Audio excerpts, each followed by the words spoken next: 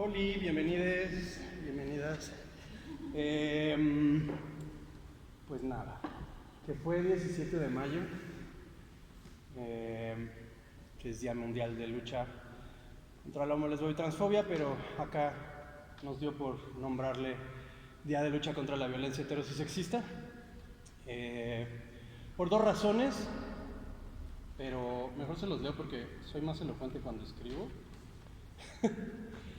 El 17 de mayo se conmemora mundialmente porque fue ese día en 1990 que la Asamblea General de la Organización Mundial de la Salud eliminó la homosexualidad de su clasificación internacional de enfermedades.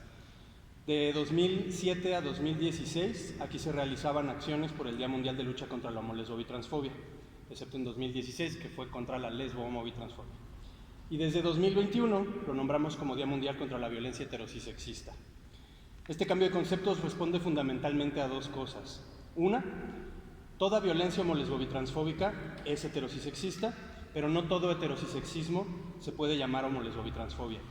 Es decir, hay cosas que son violencia aguda y que se tienen que seguir nombrando como tal, porque además así están tipificadas penalmente, y de alguna manera tenemos que accionar, o más bien de muchas maneras tenemos que accionar, pero también hay cosas que no son violencia aguda y que tenemos que nombrar porque forman parte de las pequeñas violencias cotidianas que sostienen un continuo de violencia, que no se castiga, que no se persigue y a las que todas las personas estamos expuestas, ¿no? Independientemente de si somos sexo, género disidentes o no.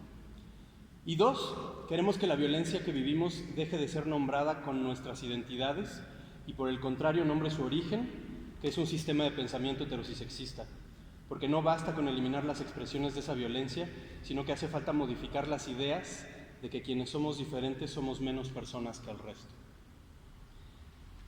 Y bueno, heterosexismo es un concepto híbrido de tres conceptos, ¿no? Heterosexismo, cisexismo y sexismo, ¿no? Más o menos sabemos. No voy a ahondar más al respecto, pero si quieren información, se las damos.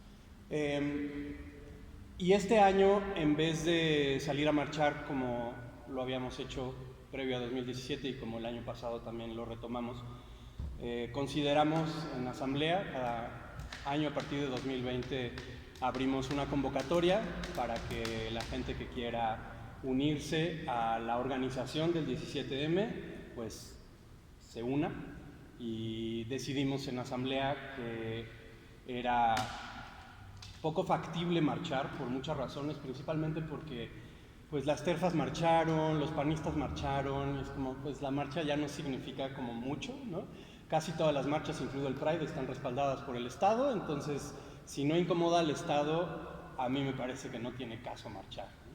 El año pasado, a pesar de que bloqueamos calles, no anunciamos el recorrido, hicimos todo lo posible por entorpecer la labor de tránsito que a fuerzas nos siguió, aunque le dijimos que no y los estuvimos corriendo, pero no se dejaron.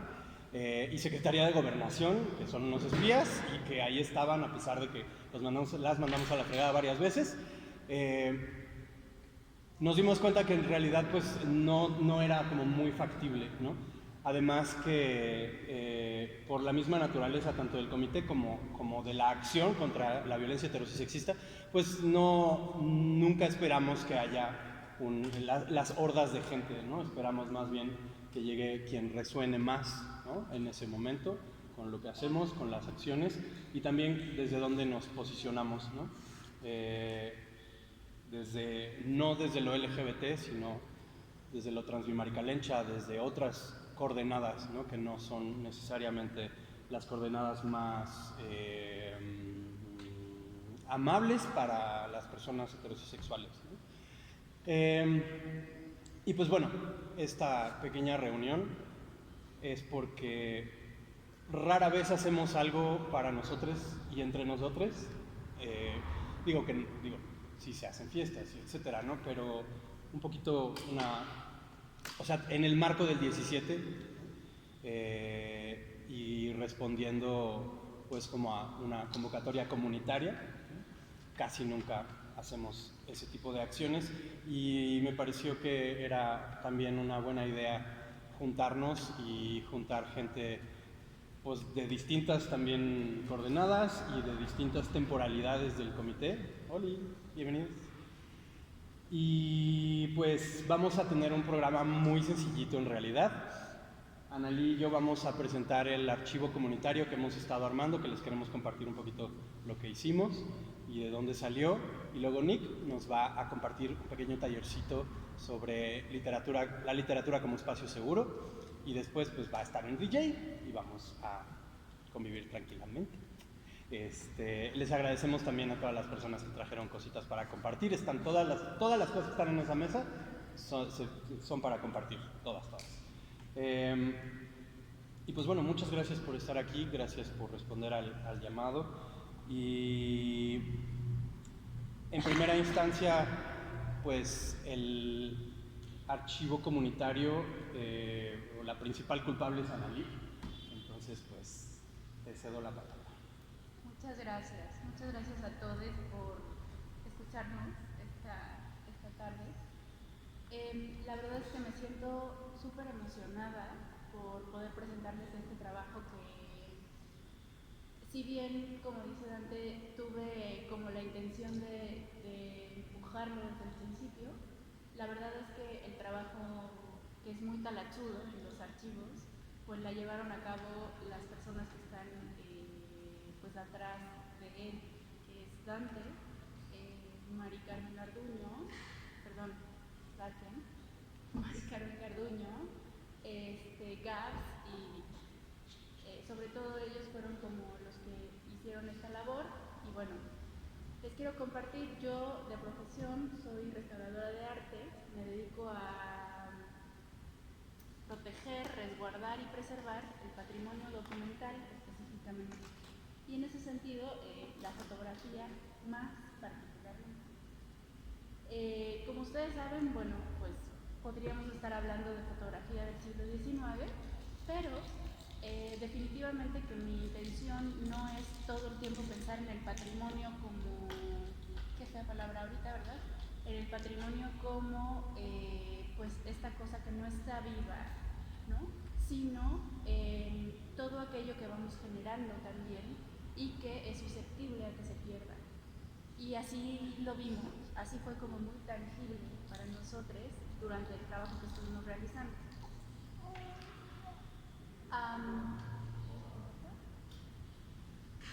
La primera intención pues fue acercarme al comité a través de Daken, que somos amigos desde hace, estaba haciendo de cuenta, como 25 años. Entonces,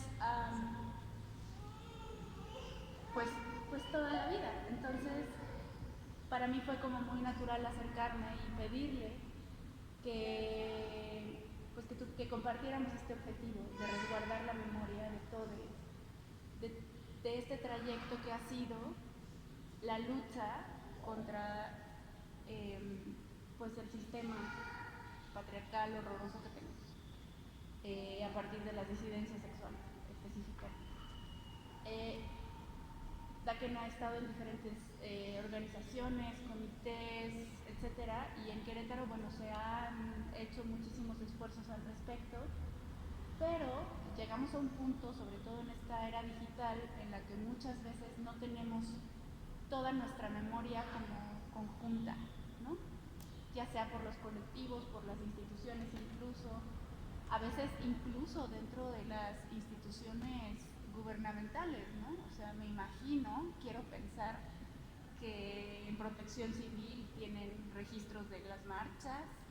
En Gobernación tienen archivos nuestros de cada quien seguramente. Exactamente, ¿no?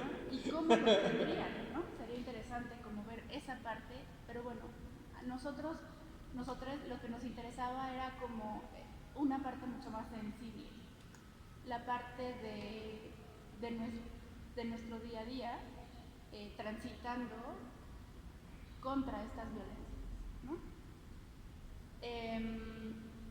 Hubo necesidad de hacerlo de una forma muy sistemática.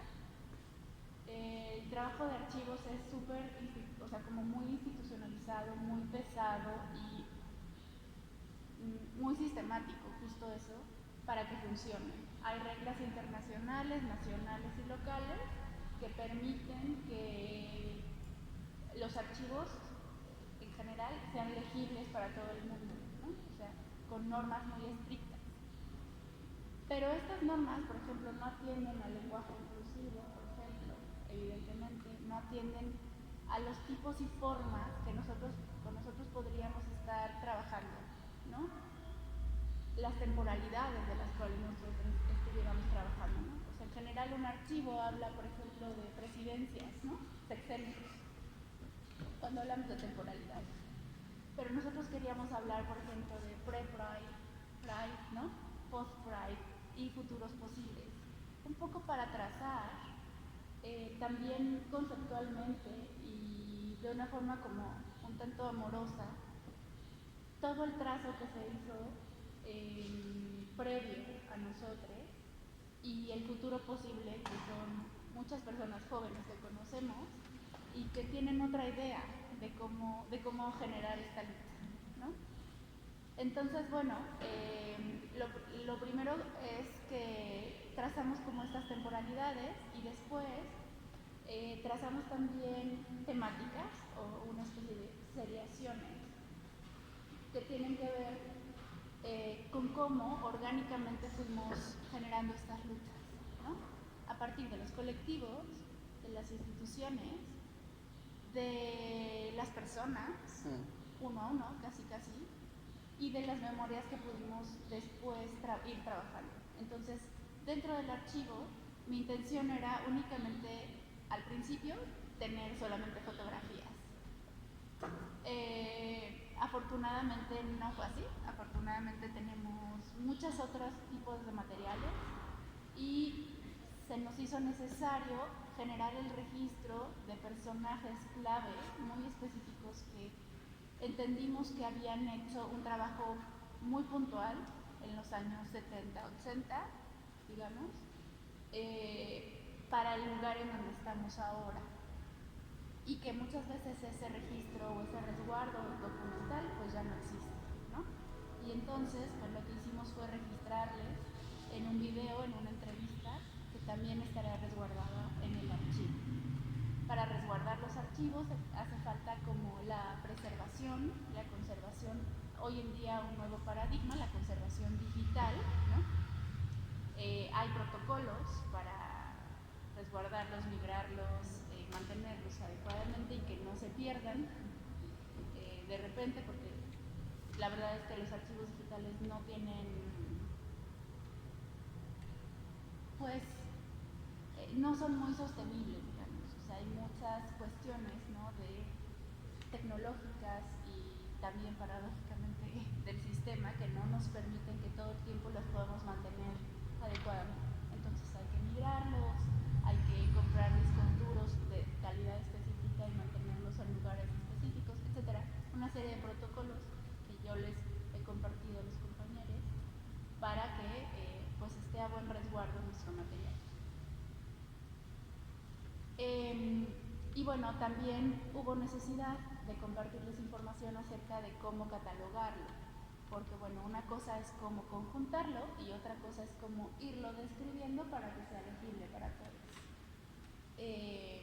Estamos trabajando todavía en eso porque, como les comento, tenemos normas muy estrictas, pero que no necesariamente se apegan a lo que nosotros estamos buscando.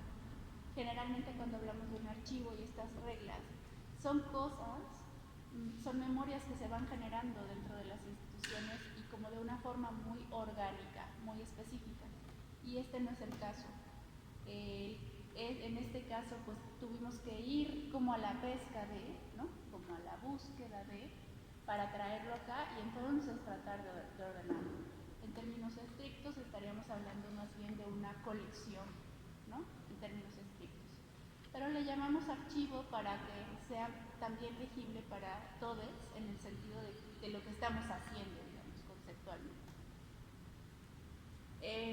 Pues bueno, a grosso modo, yo no me sé la numeralia, creo que tú sí, pero a grosso modo les quiero comentar que la experiencia fue aproximadamente de 6 meses de trabajo, tal cual.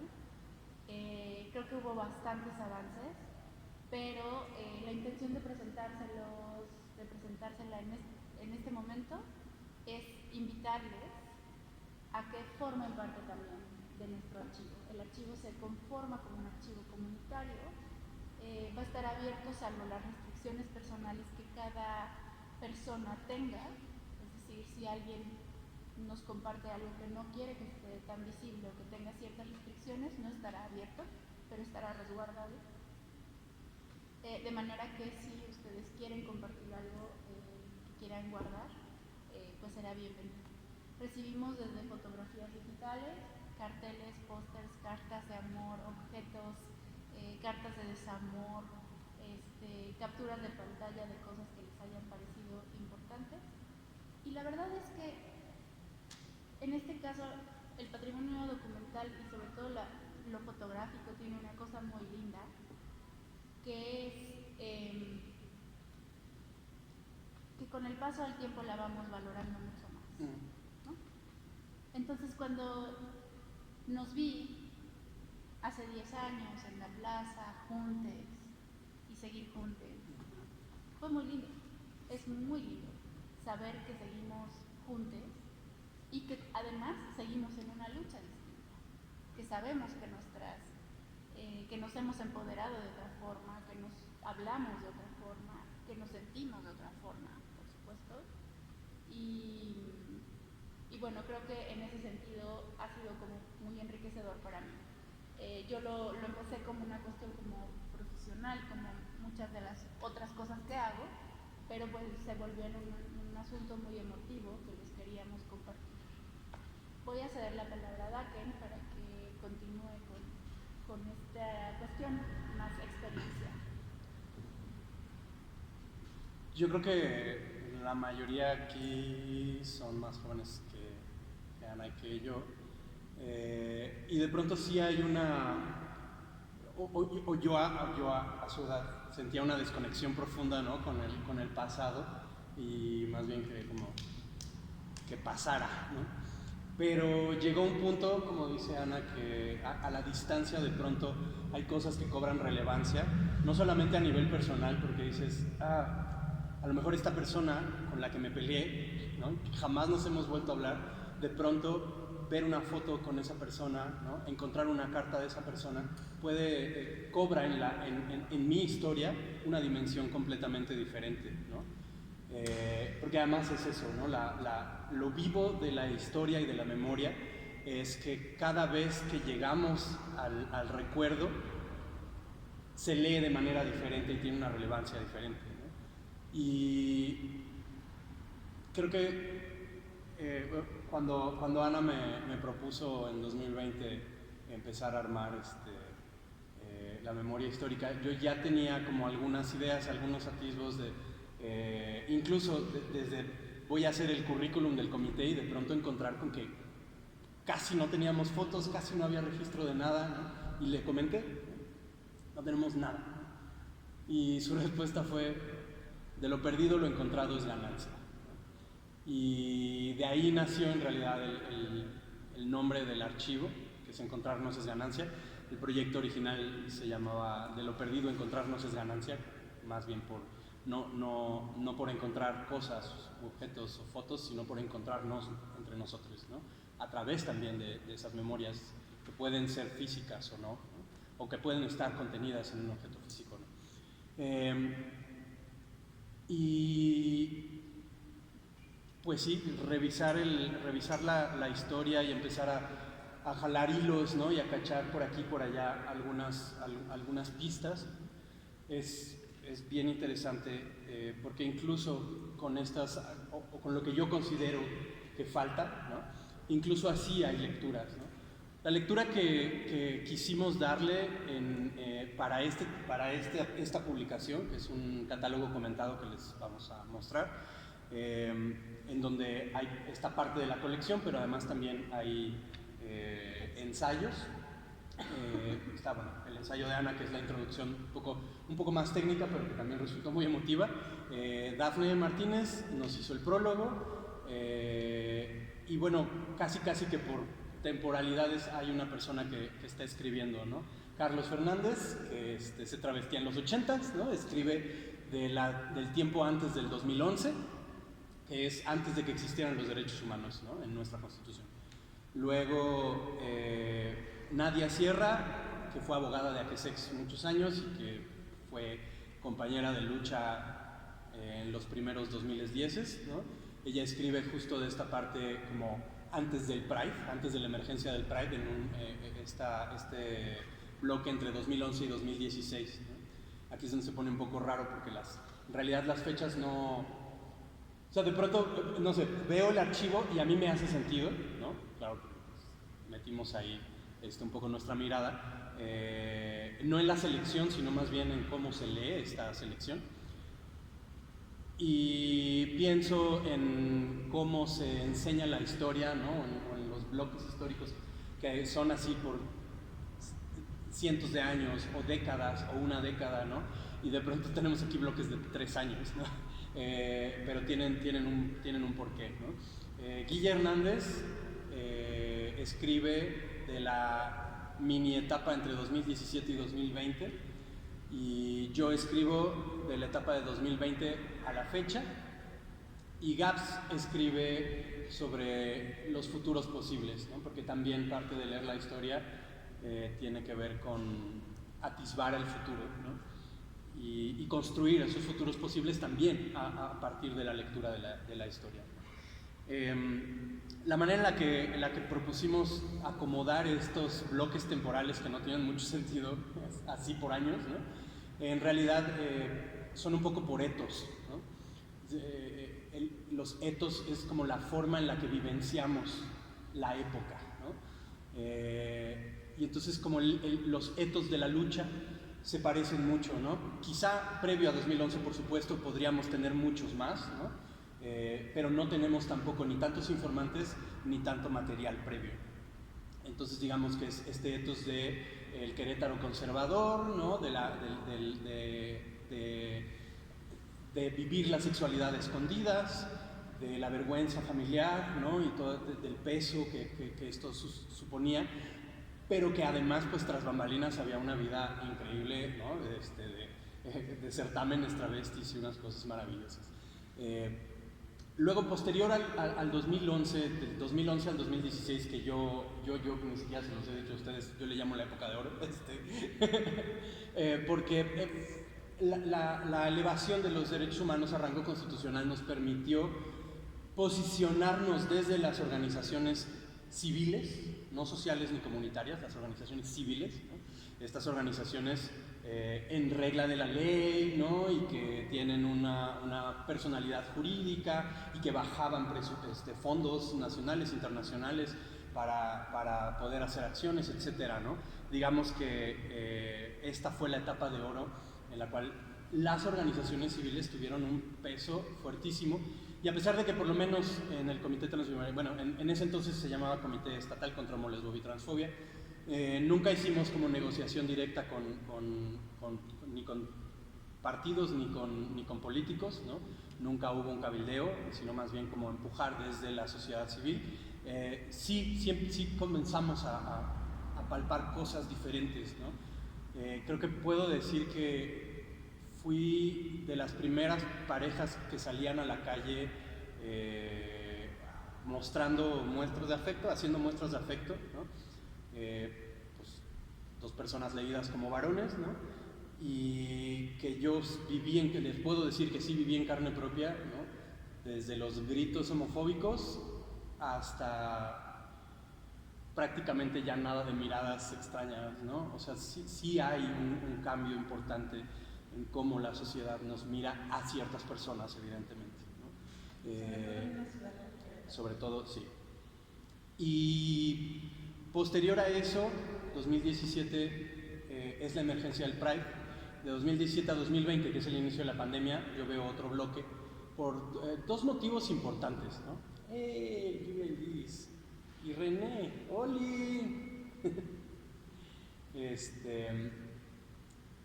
Uno, por la emergencia del Pride, que de alguna manera significa como tenemos ya como el visto bueno del Estado y entonces la gente vive las movilizaciones sociales muy diferentes pre-Pride que post-Pride, ¿no? El hecho de que la gente diga, pues ya tenemos matrimonio, o es que ya podemos marchar y el gobierno nos prende los arcos de colores, sí hace la falsa ilusión de que ya no hay violencia, de que ya no hay por qué luchar, ¿no? Oli, pasen. Entonces, hay un ethos bien diferente, ¿no? Pre-Pride a post-Pride. Y bueno, ese bloque temporal, digamos, que remata con una cosa más o menos terrible, que fue cuando Elsa Méndez trajo a estos dos argentinos horribles a presentar un libro antiderechos, ¿no? Que fue una gran conmoción, pero que además la respuesta social fue prácticamente nula, ¿no? Y entonces dijimos, algo está pasando, tenemos que retomar muchas cosas del trabajo de base social, ¿no? Oli. Y bueno, pospandemia es otro ethos diferente, ¿no? Porque la movilización social cambió mucho, porque los encuentros físicos cambiaron, porque nuestras ganas de salir cambiaron, pero también porque las instituciones modificaron muchísimo sus discursos, ya no son los mismos que cuando emergió el Pride. Y ahora todas las instituciones, todas las marcas, todas las academias quieren colgarse la medallita de ser aliadas, ¿no? Y vaya que le echan muchas ganas para eso, pero digamos que así como vimos partir en algún punto, ¿no? Entre los 2010 a las personas, como en 2012 más o menos, ¿no? Los activismos que se fueron con los partidos políticos, que muchos dijimos, pues por ahí no es mi camino, ¿no? Y que bueno, mucha gente se fue para allá. Ahora pasa lo mismo en las empresas y en la academia, ¿no? Vuelve a haber como otra distancia, abrir sí nuevos espacios de lucha, pero también pues desconocernos de pronto en las formas, en los contenidos, y sobre todo post pandemia hay una emergencia, hay una efervescencia brutal de nuevas identidades no normativas, ¿no? De identidades sin nombre, incluso de identidades fluidas, fluctuantes, de contraidentidades y identidades incluso, ¿no? Que presentan un panorama al cual las instituciones ya no pueden responder, ¿no? Y desde el archivo lo que intentamos fue más bien construir como una erotohistoriografía, ¿no? Es decir, una historia de las emociones, una historia de las vivencias, ¿no? Como leer la historia a partir de las emociones, pero leer las emociones a partir de la historia también es un juego muy interesante. Y como dice Ana, el archivo cumple con dos funciones, ¿no? Uno, es un archivo pues, estricto, riguroso en el sentido archivístico, en el sentido de que es legible y tiene legitimidad, ¿no? Pero también, por otro lado, desarrollamos pues no solo nuestros principios, sino estrategias para poder mantenerlo humano, ¿no? Y que si, por ejemplo, hay alguien que, como decía Ana, ¿no? Quiero que se resguarde esto, ¿no? Esta carta que me mandaron, pero me la mandaron con mi nombre muerto, por ejemplo. Se hace la censura apropiada, ¿no? Para conservar el ítem, ¿no? Para conservar la memoria sin vulnerar el proceso personal, por ejemplo, ¿no? Esas cosas son pues de filigrana, ¿no? Y de diálogo con la comunidad.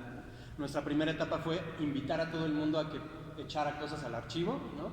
Y creo que a mi parecer una de las cosas más difíciles fue convencerles a la comunidad de que sus memorias son memorables, ¿no? De que tienen un valor histórico, que no es el valor histórico con mayúscula de los libros de historia, en donde nos vamos a encontrar fechas cerradas, sesgadas también, algunas ni siquiera reales, pero que son, ¿no? La historia en rígido, y los hechos históricos importantes porque influenciaron a muchísimos países o muchísima gente o muchísimos imperios, sino más bien estos momentos que cambiaron nuestra propia historia, pero que en una lectura colectiva podemos encontrar estas cosas que compartimos y que a lo mejor ese punto no solo cambió para ti, sino que cambió para muchas personas, ¿no? Y entonces, por eso regresar a la historia y volver a leerla desde otro punto de mi proceso y de mi vida también, y de mi identidad, me permite darle otras lecturas, ¿no? Y eso es una de nuestras misiones más importantes con el archivo, mantenerlo digno y humano, ¿no?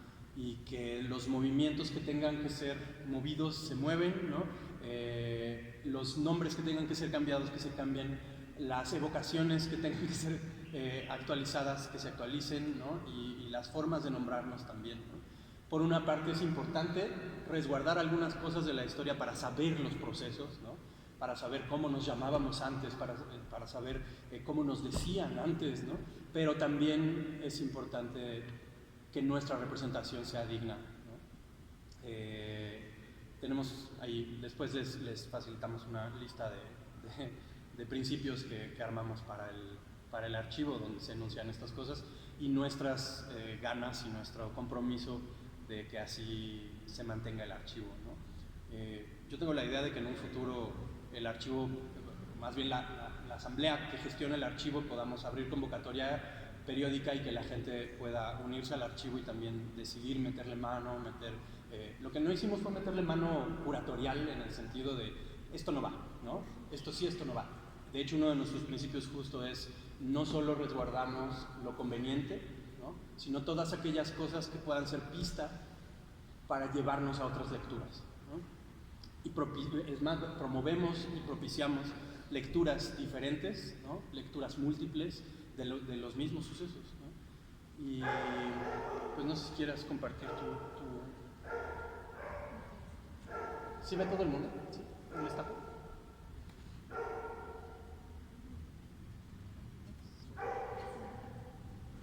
Bueno, les voy a compartir, a ver si leyendo así me escucho porque tengo una voz media baja, pero espero que sí.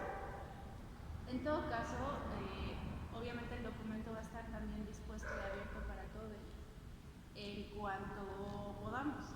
Cuando lo terminemos de chainear, porque tiene unos errorcillos todavía.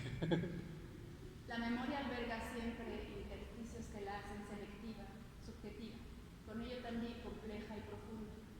La intención que se ha tenido de sistematizar nuestro patrimonio documental en general y el gráfico y fotográfico en particular supone la intención de procesarlo para objetivarlo, traerlo al plano de lo informativo, proponiendo que sea una fuente primaria de información. Se ha de hacer en este punto la distinción entre un archivo y lo que en este trabajo nos ha ocupado. El archivo, en su forma más pura, proporciona una visión y función administrativas permeada la archivística por un conjunto de normas internacionales en pos de los derechos de los ciudadanos al acceso a la información y a la transparencia institucional. Hoy en día el término archivo, así en minúsculas, se ha llevado a otros ámbitos de las ciencias sociales y las artes, desdibujando su rigidez. Ello podría parecer una pérdida de veracidad y formatividad que, sin embargo, aporta nuevas posibilidades de abordarlo, de construirlo y de leerlo. En el caso del proyecto Encontrarnos en Resonancia, en su archivo, se debe imponer la integración de colecciones y fondos que se han generado en un sentido mixto, bien por asociaciones y sus actividades o en un sentido personal. En ambos casos, procurando el resguardo de los hechos, fechas y actores que nos permiten trazar en un análisis posterior su valía histórica, generando un dispositivo que sea legible con la intención de que sea común y menos susceptible al olvido. Ya existen en el plano nacional e internacional manifestaciones y manifiestos que buscan trascender a las normas e incluso desobedecerlas para insertar otros conceptos. Por ahí les recomiendo muchísimo el trabajo que están haciendo las compañeras de Despatriarcalizar el Archivo. Es muy interesante. Para insertar otros conceptos que ayuden a trazar una historia más plural, contraponiendo la idea del archivo como un ente inamovible e inerte, estructura y forma de los sistemas patriarcales y coloniales. Es por ello que mirar a otras narrativas y dotarles de sentido a través de su gestión es una misión necesaria para que los saberes sean legados al futuro, legibles, y a la vez hayan emanado de discursos fuera de lo institucional, lo académico y lo estrictamente público. Buscar resultando en voces, nombres y hechos que hayan quedado al margen de la historia oficial dominante. En tal caso, con suerte y buena estrella, haremos de este orden un sostén para las sentencias. Ha zarpado el barco que nos hace mirarnos de formas más complejas y más profundas en las colectividades que hacen sus propias reglas y con ello sus propias luchas, que abrazan a sus pares y les dan voz. ¿Qué potencia alberga nuestra memoria para sabernos vivos y en camino? En este punto, y sabiendo revisado nuestros cajones, discos duros, celulares viejos, dispositivos obsoletos, nos hemos dado cuenta que nuestra memoria nos ha traicionado. Nos trajo un lugar que tenemos años pensando y añorando, que el barco a veces naufraga, pero al volver a nuestros objetos de afecto para reconstruir nuestras historias, siempre es posible encontrarnos en uno mismo y en los otros.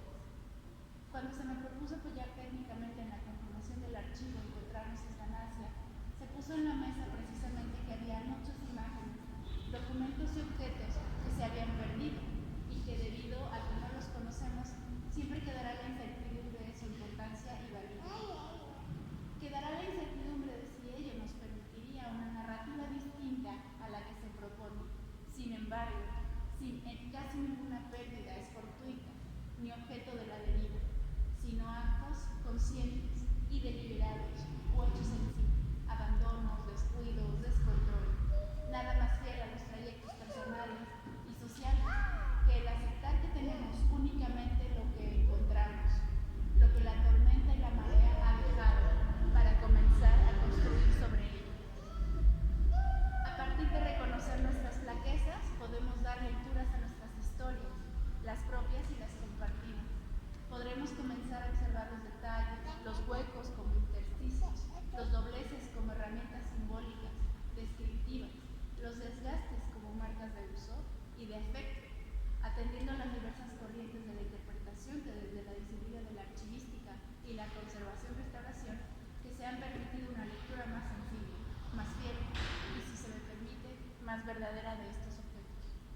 En este sentido, la intención de disponer con un conjunto de imágenes, documentos y objetos que se han resguardado, recopilado, ordenado y descrito para iniciar este archivo, ha cumplido con una misión primigenia, la de dotar de identidad a una colectividad que reconoce su trayecto, encontrándose en sus objetos e imágenes y sus historias, pero de forma muy importante en sus pares, en la posibilidad de aportar su historia personal a esta historia colectiva que seguirá conformándose en el archivo Encontrarnos esta mesa.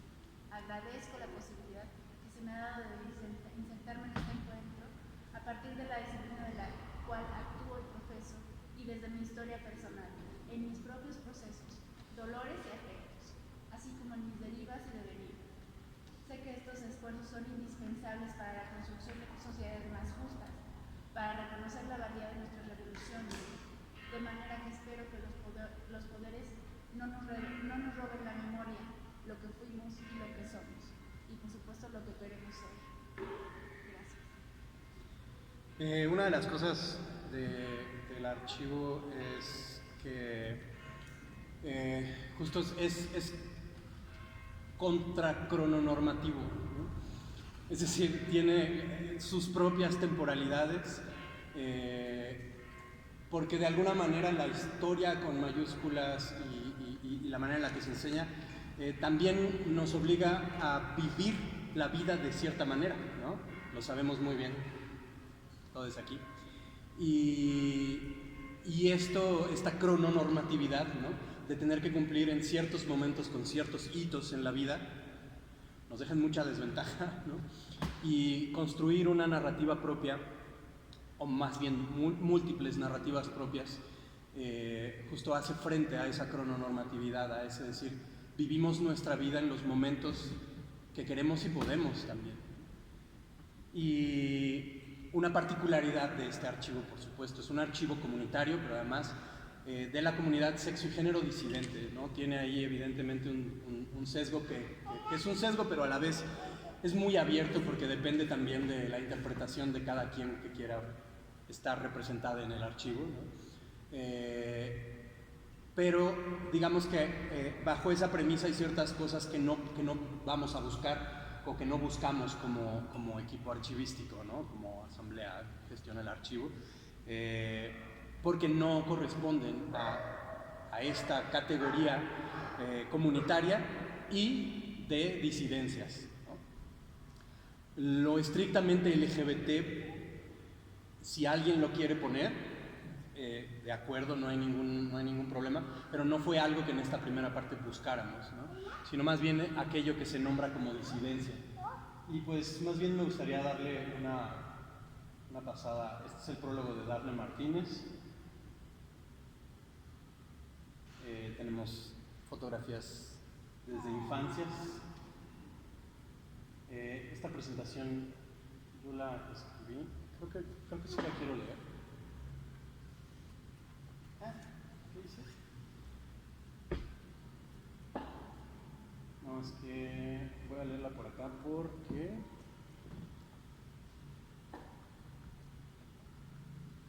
porque no alcanzó a leer allá. Entre tanto odio, entre tanto olvido, encontrarnos es la ganancia. Recordar es un acto reflejo. Todo lo que escuchamos, vemos, sentimos, irremediablemente se pone a platicar con nuestros recuerdos, nos guste o no. Recordar nos lleva contra nuestra voluntad a lugares dolorosos, melancólicos, vergonzosos, adolescentes, y también nos transporta a momentos gozosos, añorantes, eléctricos y plenos. Recordar es un caos más o menos bonito, depende de nuestra salud mental. Y para las personas no cis heterosexuales que nos enfrentamos con regularidad al asco, al rechazo, a la humillación, recordar a veces es convivir con el trauma cotidianamente. Cada vez que el mundo nos subraya, y le encanta subrayárnoslo, que no somos bienvenidos en algún lugar, recordamos todas las veces que nos han desterrado. Si tenemos más suerte, recordamos las veces que tuvimos que retirarnos y salimos ileses, las veces que nos plantamos y nos defendimos, o las veces que sentimos que podíamos bajar la guardia en un lugar menos hostil. Recordar es un volado. Pero hacer memoria es otra cosa. Indagar, rastrear, mirar y volver a mirar, adentrarse en la memoria, ese sí es un acto hermoso de volición. Tirar anzuelos al pasado y seguir los bailes de sedales y cordeles hasta que revelan verdades otras, esas que están ahí detrás de las esquinas afiladas del recuerdo, esperando sorprendernos. Ahora, hacer memoria comunitaria, eso sí está en otras ligas. Danzar juntos entre los cordeles de lesotres, buscando y compartiendo esas revelaciones, revelárnoslas y tejerlas con otras, es un acto de profundo afecto colectivo. Necesitamos contarnos esas verdades otras, las duras porque es necesario mantenerlas presentes y aprenderles, y las dulces para no perdernos en un mar de anzuelos que nos tiren para todos lados y a ninguno. Para dejar de ser la historia que han contado de nosotros y ser nuestra propia historia. Sacarla de todos los pajares a los que la arrojaron desmembrada y remembrarla. Porque la historia no es por sí misma, la historia es la que contamos y esta es la nuestra. Tenemos por aquí. Pues bueno, la intención de presentarles el archivo esta tarde es invitarles a que se dispongan, se den la oportunidad de ir generando una memoria a ustedes que son muy jóvenes, o incluso de compartirnos la historia que ya hayan trazado. Esa es como nuestra intención en esta tarde, además de que en su momento, bueno, ya estaremos presentándoles este documento tanto como el archivo per se.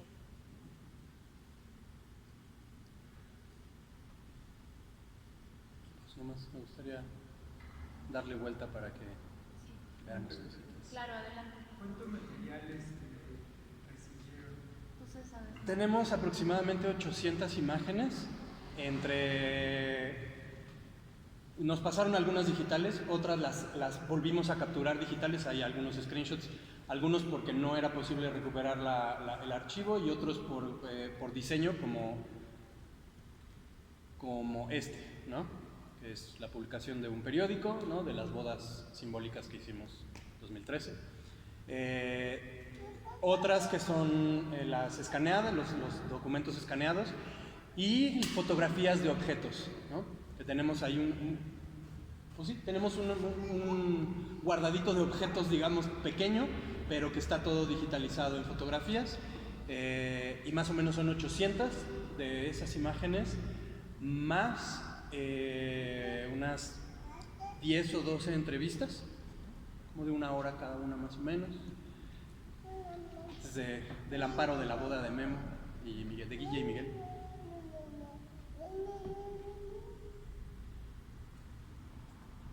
Es mucho y poco, a final de cuentas. Arriba es un objeto, por ejemplo, son los monitos de FOMI que sobreviven desde 2012.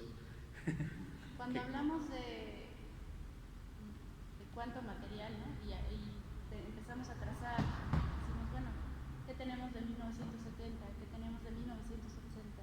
Y es casi nada.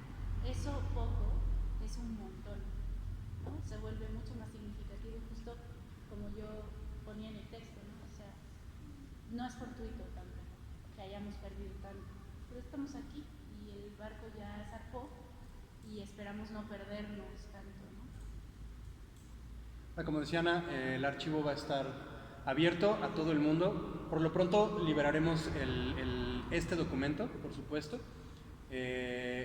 Todavía estamos decidiendo de qué manera vamos a proteger el archivo en términos de cómo hacemos para que la gente no lo explote, ¿no? Estamos decidiendo porque, por supuesto, nuestro principal cometido es resguardarlo, pero que sea accesible, pues, ¿no? Que sea accesible para nosotros principalmente, pero que justo no sea explotable por otras personas. Entonces estamos como decidiendo esos mecanismos aún. Si alguien tiene una sugerencia, por supuesto, se aceptan. Este post cambió la historia completamente del comité. Sí. Fue esta manifestación a la que llegaron 20 personas nada más, por la palabra furia de esta publicación. Fue una cosa muy rara y simbólica, pero bueno, este es como un hito de la historia. ¿Y qué más que le estaba diciendo? Ah, claro. Este documento va a estar disponible también en línea, pero vamos a tener algunos ejemplares físicos, si alguien lo quiere tener, a un costo accesible, pues hay que pagar la impresión y así. Todas las personas que escribieron tienen su ejemplar, ¿no?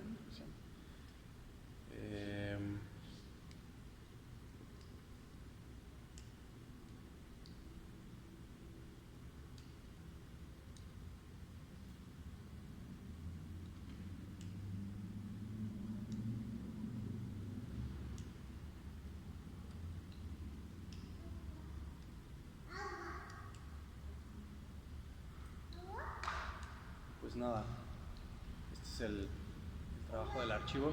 Los textos están chingones, la verdad es que sí me emociona mucho que los lean, porque son textos muy sentidos todos, son textos muy emotivos y hablan justo del etos de cada época, ¿no? Me parece muy interesante leerlo así, porque de pronto la historia la leemos con nuestro etos actual, ¿no? La historia con mayúsculas, ¿no? Y decimos, pues así, y así, y así, y así, ¿no? Pero es raro que las personas mismas protagonistas hablen con el propio etos de la época en lo que eso sucedió, ¿no? En la que sucedió, y eso le da una dimensión muy interesante, que si es una práctica que podemos hacer desde ahora al futuro va a ser una cosa invaluable, que pueda impedir que a nuestra historia le roben nuestros protagonismos, y que le den interpretaciones que no son, ¿no? Tenemos una pequeña línea del tiempo también, muy modesta y muy centrada en las cosas comunitarias, ¿no? Y ya, eso es todo. Bueno, pues muchas gracias. ¿Tienen alguna duda? Nada más que nos hagan saber en la fecha exacta. Claro que sí. Por supuestamente. Sí, claro que sí.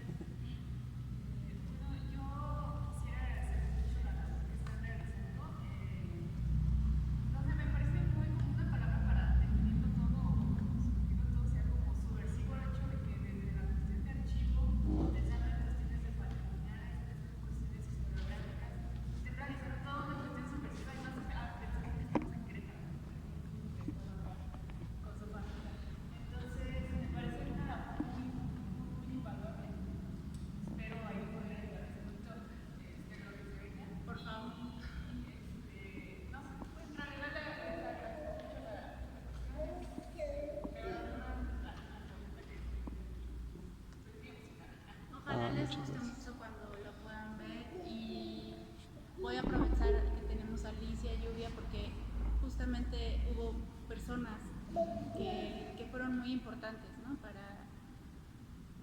Pues no nada más para dotarnos de material, sino para su apoyo moral ha sido muy importante. Son personas que han luchado por muchísimo tiempo, que han estado detrás de estas colectividades y estas cuestiones personales. Muchas gracias. Gracias y además por venir. Y pues listo, muchas gracias.